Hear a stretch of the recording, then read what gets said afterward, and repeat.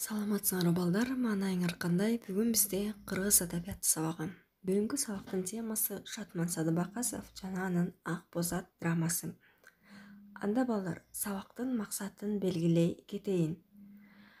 Балдар, бүгүнкү сабакта биз биринчиден Шатман Садыбакасовдун өмүрү, чыгармачылыгы жана Ак боз ат драмасынын жазылышы негизги идеясы менен таанышабыз.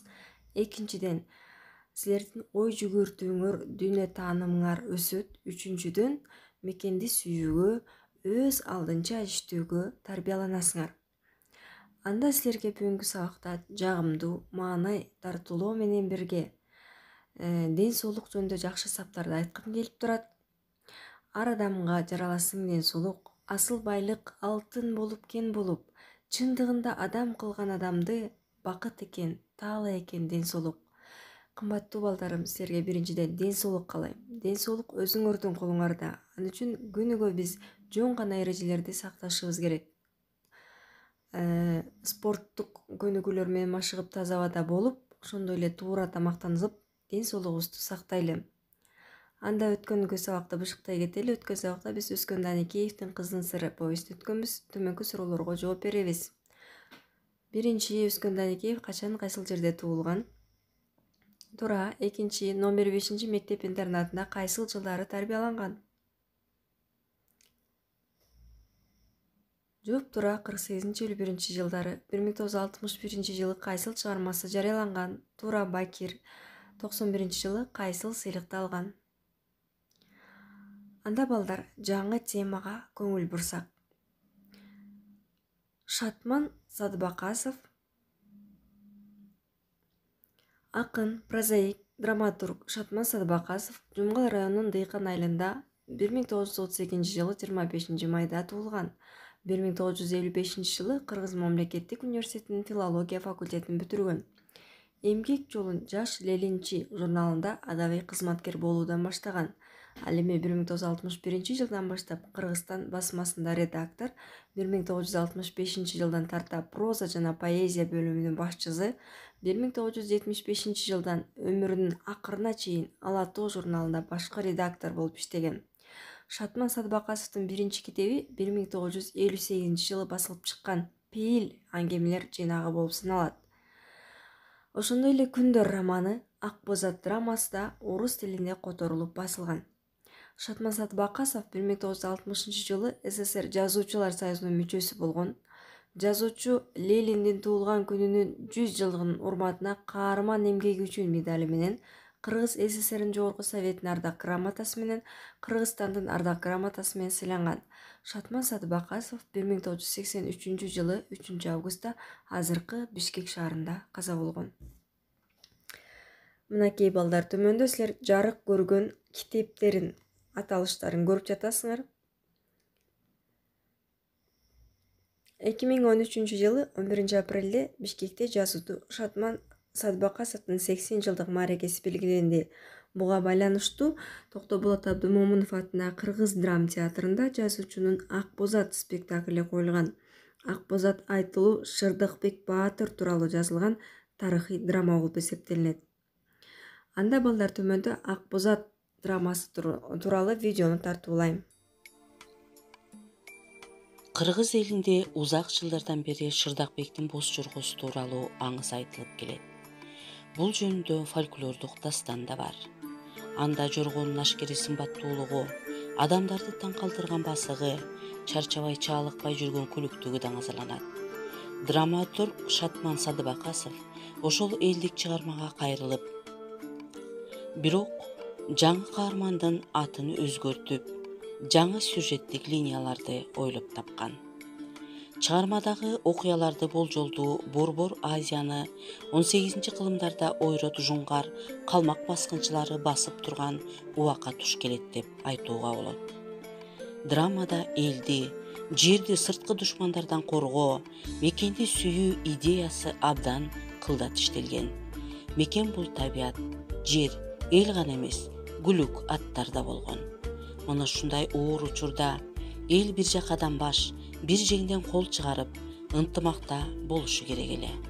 Ал үчүн айыл аксакалы Малика Аярдын, Шырдакбектин энеси Зулайка эненин, Думананын образдары эң сонун иштелген.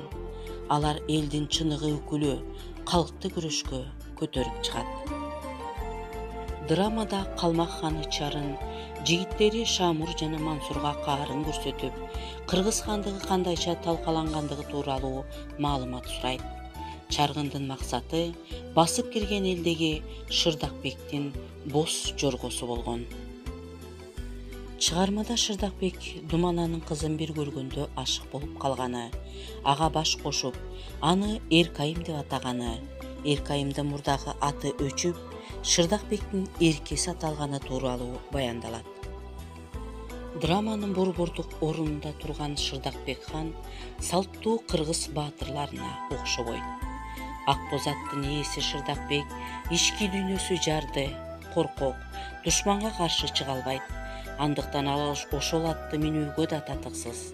Ошон үчүн да чыгармада башкы каарман катары Шырдакбектин орду жок.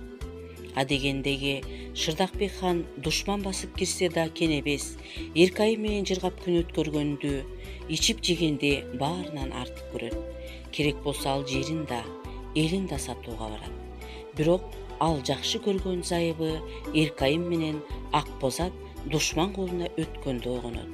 Мекенчилдик сезимдери козголуп, согушууга даярданат.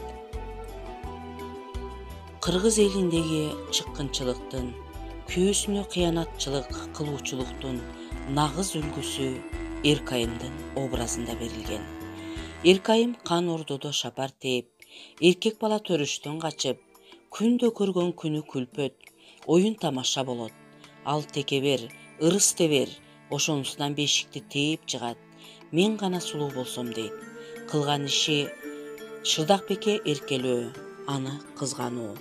Акыры ал душмандын бал сөзүнө алданып, ошондой бейиш жашоону чанып, Акбоз аттын алардын колуна өтүшүнө шарт түзүп берет. Өзү Чарынга барганда, ал күйөөсүнө жакшылык кылбаган аял ушундай болот деп чачын алдырып, уй садырып коет. Ошондо бул аял эркелеп жүргөнүн да, ата журтунун куттуу очогунун баа баркын да түшүнөт. Анан жуңгар баскынчыларына, алардын башчысы Арам ойлуу Чарынга каршы күрөшкө көтөрүлүп, каяш айта баштайт. Драмадагы негизги каарман эл. Ханына да, анын аялына да ишенбеген кыргыз калкы чет элдик баскынчыларга өзү кол курап каршы көтөрүлүшөт.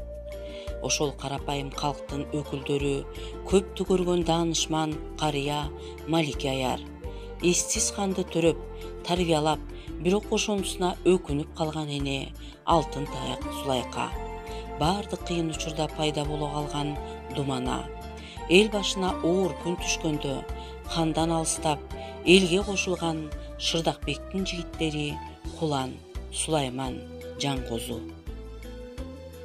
Калмактын ханы Чарын Малик аярдай адамдарды көргөндөн кийин таштай катуу, кебиздей жумшак карысы бар, жылдыздай бийик намысы бар, ушул эл менин элим болсочу деп арман кылат. Анда телегеи тегиз, кереметтүү жер анын ордосу, Акбоз ат анын менчик жоргосу болмок. Душмандын сунган кылычына баш ийбей, бир жакадан баш, бир жеңден кол чыгарган ынтымак менен кыргыз эли Акбоз атты кайтарып алышат. Акбоз ат драмасы 1972 жылы Кыргызстандын мамлекеттик академиялык театрында коюлган. Мынакей балдар, чыгарманын мазмуну менен да тааныштык. Анда силерге тапшырма. Дептерибизди ачып, төмөнкү суроолорго жооп жазабыз. Ат адамдын канаты дегенге кандай түшүнөсүң? Элдик эпостарда эр жигит үчүн аттын мааниси жөнүндө эмнелер айтылат? Эмне үчүн Чарын Жаныбекти Акбоз атынан ажыратууга маани берген? Ошондой эле драма эмне үчүн Акбоз ат деп аталат? Анда балдар, силерге бүгүнкү сабак түшүнүктүү болдубу? Эгерде силерде түшүнүксүз суроолор пайда болсо, мага жазып сурасаңар болот. Көңүл бурганыңарга чоң рахмат. Анда силерге ийгилик каалайм.